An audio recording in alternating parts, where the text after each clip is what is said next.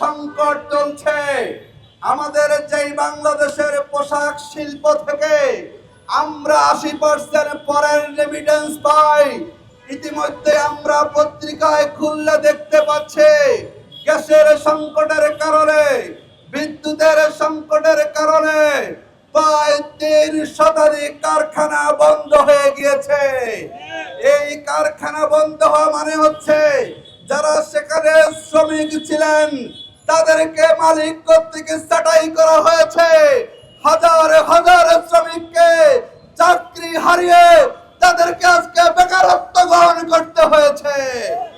আমরা পত্রিকায় দেখলাম আমাদের বর্তমান সরকার বলেছেন তারা 18 মাসে 1 কোটি মানুষকে তারা কর্মসংস্থান দিবেন।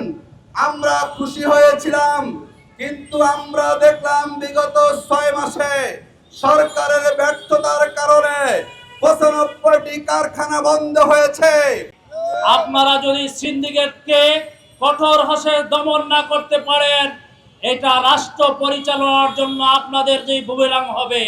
আপনারা একটু লক্ষ্য রাখেন, ইউনূস সরকার ছিল, তাদের আমলে ছোট্ট ছোট্ট বিষয়ে আপনার ছাত্রদল, যুবদল, আপনার সরকারের সাথে যারা সংশ্লিষ্ট ছিল তারা যেভাবে মাঠে নেমেছে, জনগণ কিন্তু আপনাদেরকে ধৈর্য ধরেছে, আপনাদেরকে সুযোগ দিচ্ছে।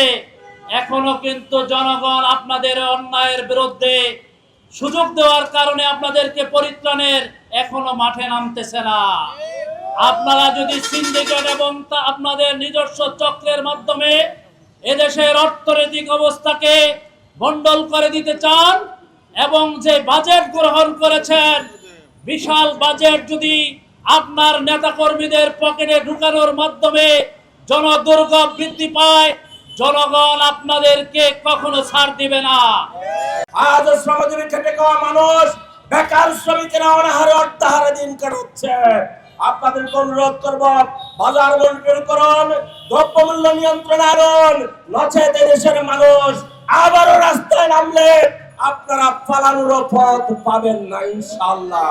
সিন্ডিকেট ছাড়া যদি এই শ্রমবাজারে শ্রমিকরা যাইতো তাহলে 1 থেকে 2 লক্ষ টাকার মধ্যে আমাদের শ্রমিকরা মালয়েশিয়া যেতে পারত।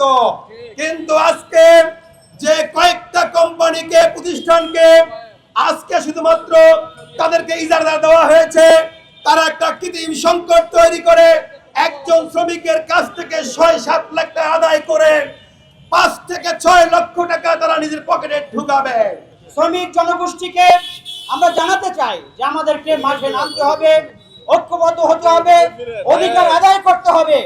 আর না হয় একের পর এক এই বিদ্যুৎ গ্যাসের সমস্যার মাধ্যমে আমাদের চাকরিচ্যুত করা, বেতন বৈষম্য করা, সঠিক মজুরি না দেওয়া, এই আপনার বিদেশের শ্রমবাজার খোলা হলে তাতে বাণিজ্য প্রতিষ্ঠা করা, এর মাধ্যমে একের পর এক শ্রমিকদের শোষণ করা হচ্ছে। প্রিয় ভাইরা, আসুন আমরা এ ব্যাপারে ঐক্যবদ্ধ হই। চ্যানেল B+, নতুন সূর্যোদয়, নতুন বাংলাদেশ।